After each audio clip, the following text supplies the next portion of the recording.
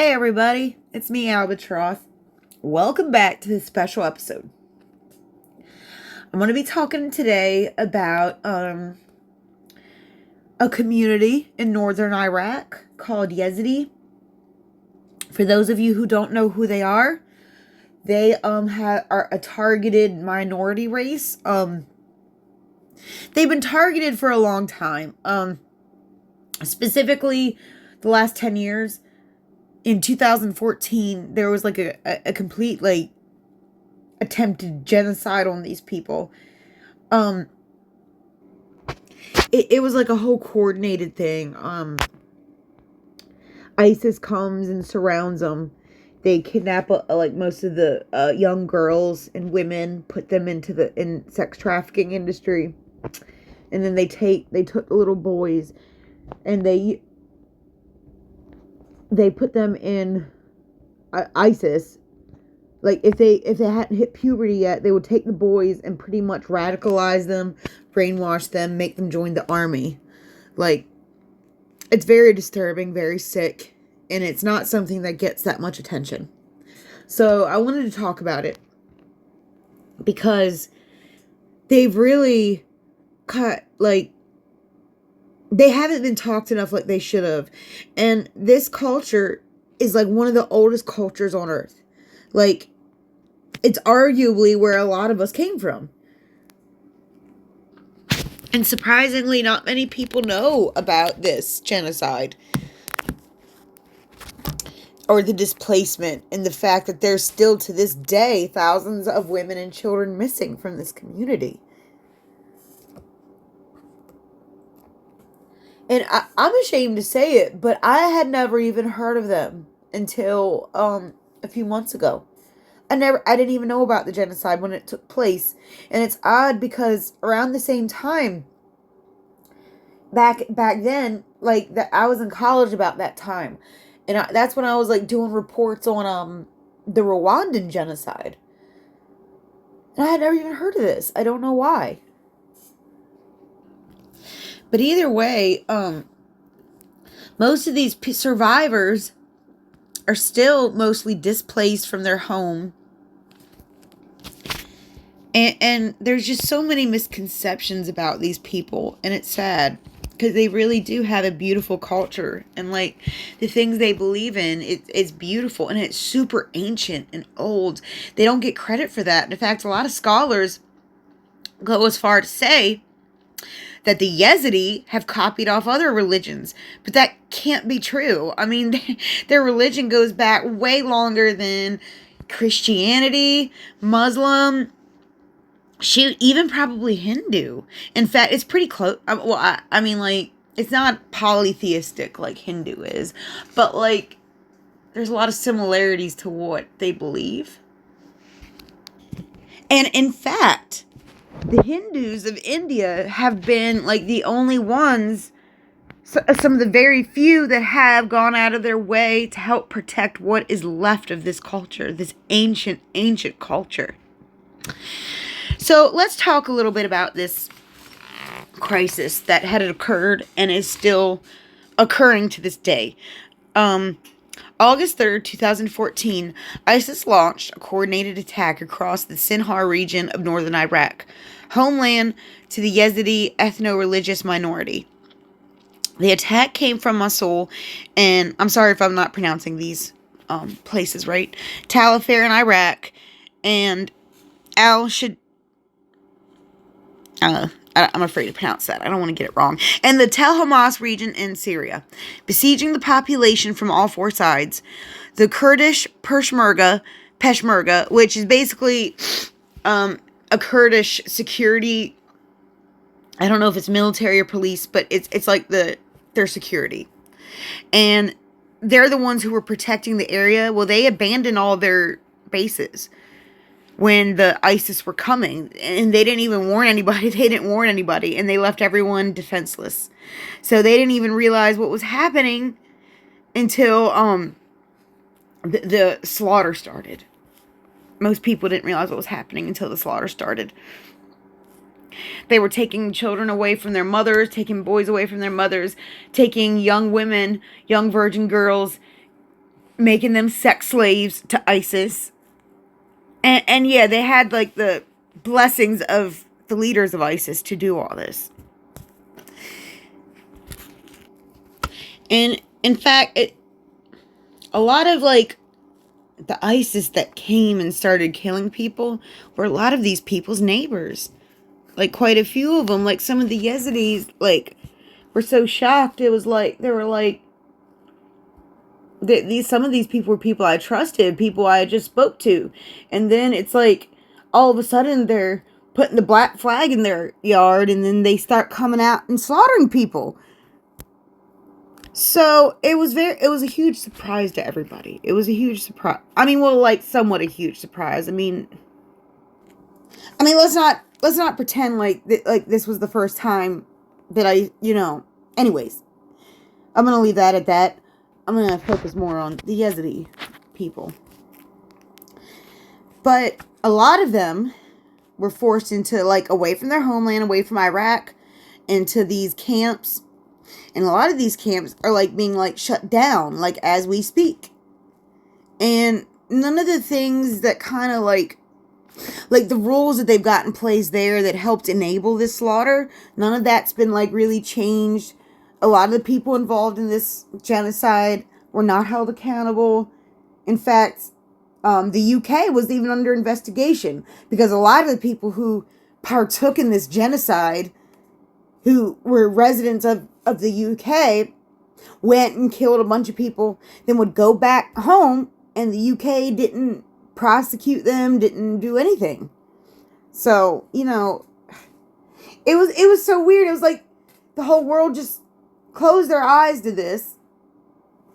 And there's so many people who don't even know about this genocide. It was just 10 years ago. It wasn't that long ago. And a lot of these people are still being targeted to this day.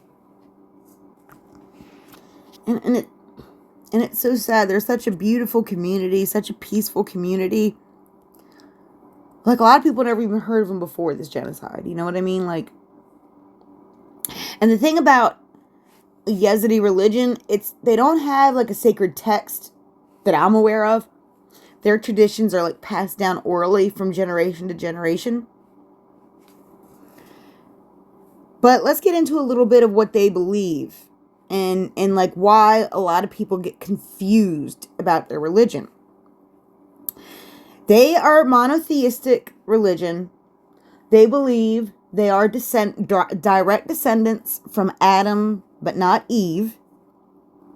And considering that the area that they are indigenous to are like the area that they're from and live and where they got all their holy places.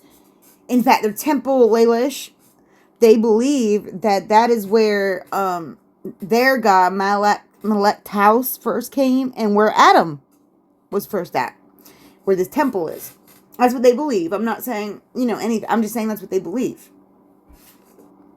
Well, a lot of people, and Malek's house is like he's like a peacock god or something.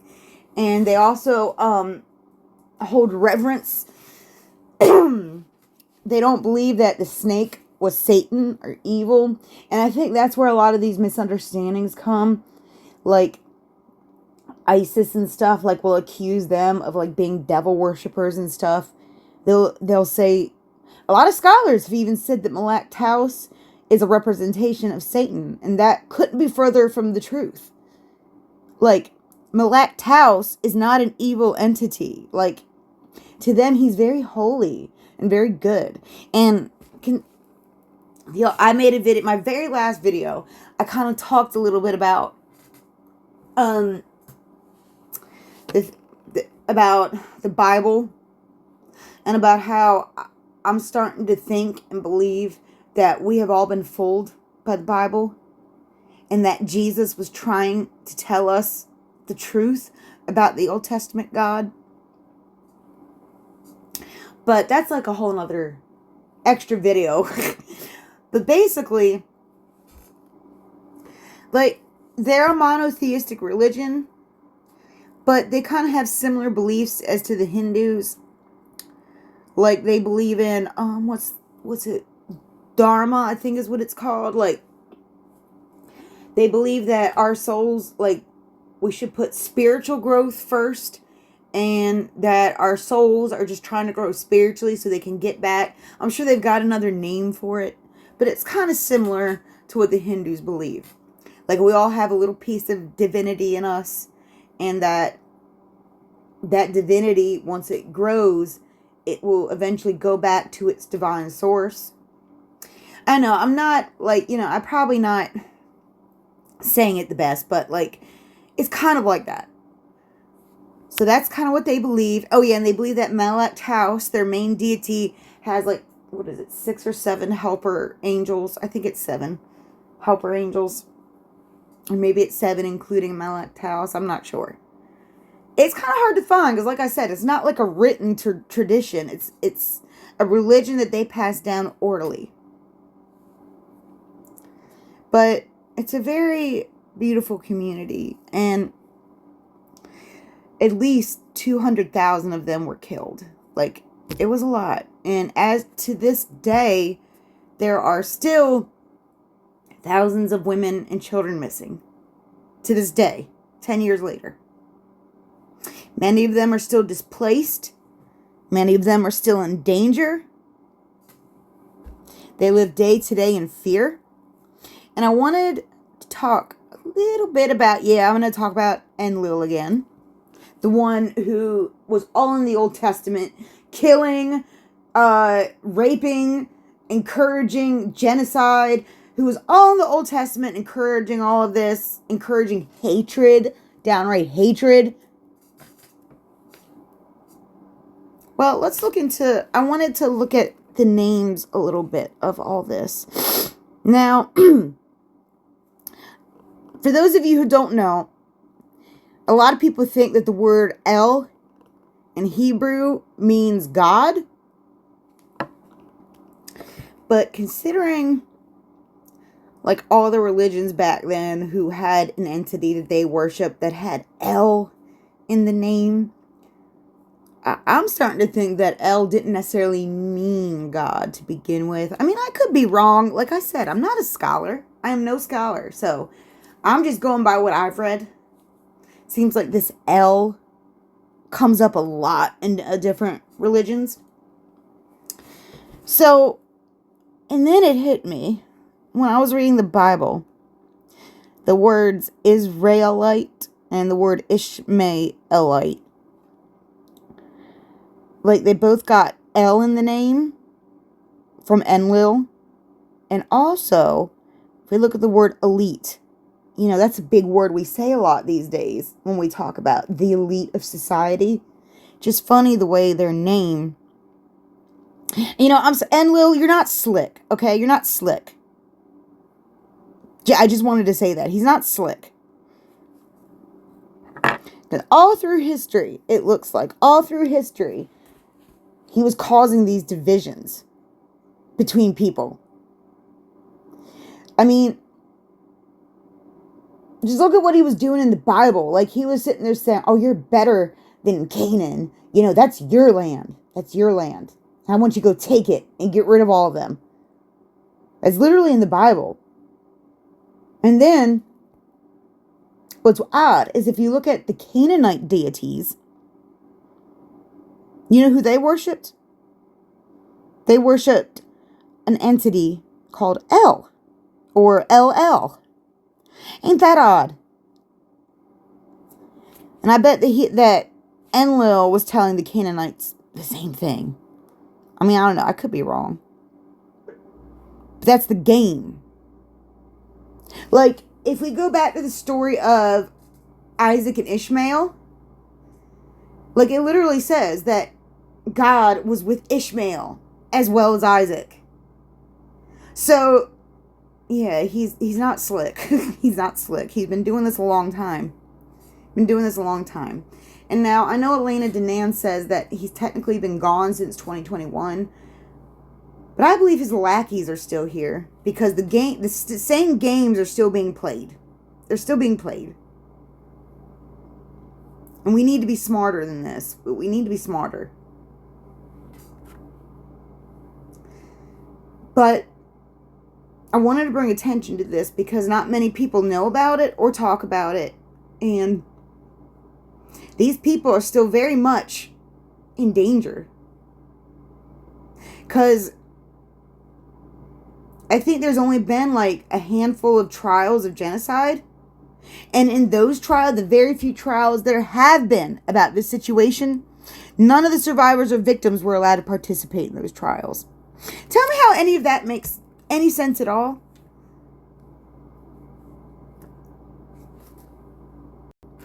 Or the fact that when you Google anything about these people, they'll tell you that their calendar goes back 5,000 years.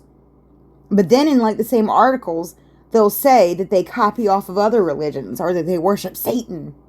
Even though Satan is a relatively new concept compared to their calendar. So I think it's the opposite. I think that a lot of our religions came a little bit from them. I mean, look at the area they're indigenous to. They're indigenous to the Nineveh Plains, most of them. Like, that's where civilization began. So, yeah, they're a very old, ancient culture. They are. No one talks about them or the poor little babies that are missing.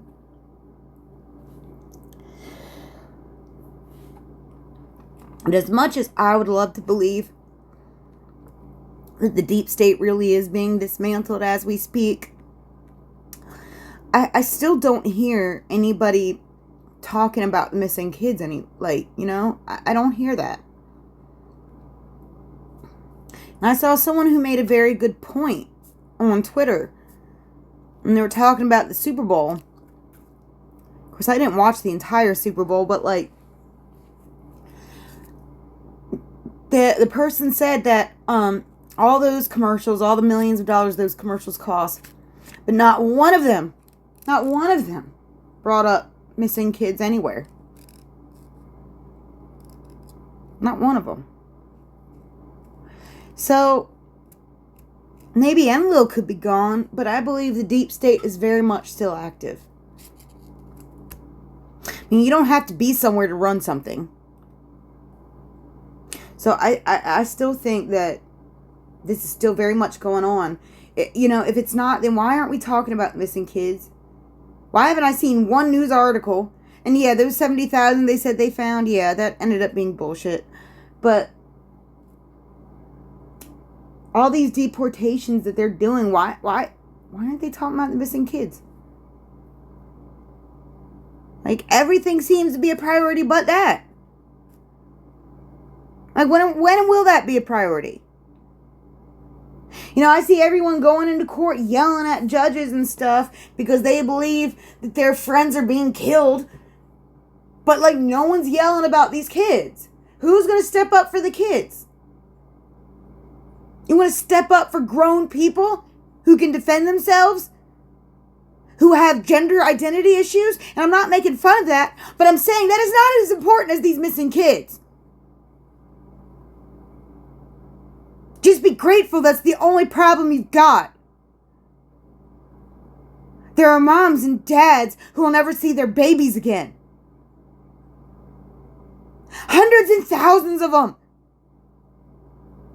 And you're worried about that?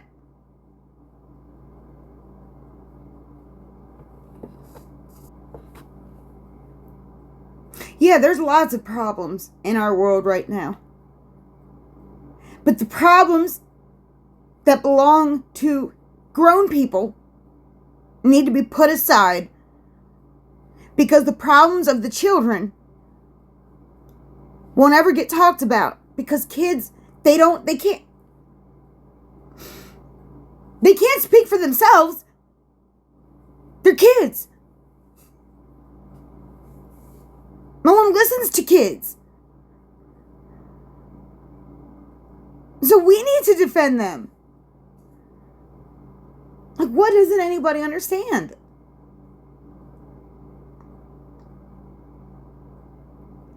I don't know, just watching that really made me mad, because it's like they're putting that all over the news. Just like anything but talking about what actually matters. Our future. The future of our world belongs to our kids. To the kids of this world. That is who the future belongs to. But why? So why are they the last priority? Why?